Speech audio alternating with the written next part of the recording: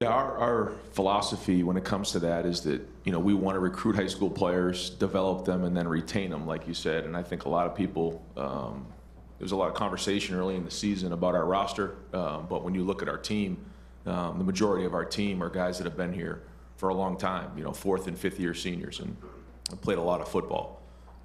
We always want to use the transfer portal as an opportunity to fill holes that may come up now with the way things that are designed within college football. So, we do that, but we also try to make sure that we're using, a lot of great judgment on who we bring into our program. So when you look at guys like Will Howard and Caleb Downs, Seth McLaughlin and Quinshon Junkins and the guys that we brought in, I think we only ended up with seven, transfer guys this year, but they all fit and they made an impact on our team. And you don't just walk into Ohio State or Notre Dame or one of these programs and just think you're just going to walk in and get on the field.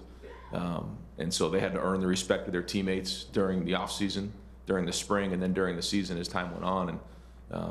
And then as it goes, you start to build that team. But this playoff system has allowed us to grow and build as a team. So when we get to this point right now, you don't feel like they're transfers at all, especially when they get here in January. But ultimately, we want to make sure we continue our culture, and by doing that, you have to recruit high school players and then develop them and retain them.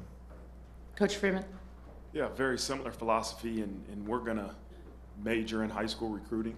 And the foundation of our football program will be from high school recruiting, and we'll minor in the transfer portal and for specific needs that we need for our roster. It's not an easy answer to say how you keep young people a part of your program.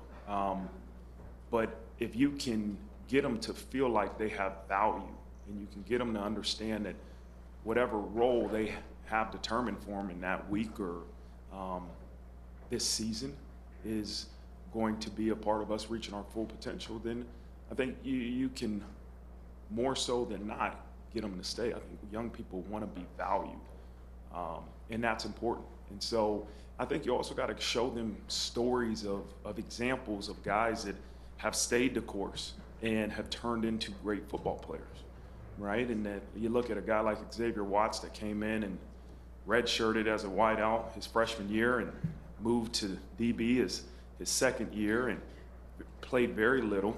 And then his third year, his first year starting, was just okay. And then his fourth year, he wins the Bronco Nagurski Award. And so you have to use that example just as much as the example of seeing a Leonard Moore, a true freshman that ends up starting a corner. And so everybody's journey is different. And I think if you can convince them to understand that, hey, your journey is your journey. Don't compare your journey to his journey. That's hopefully a way to get young people to stay.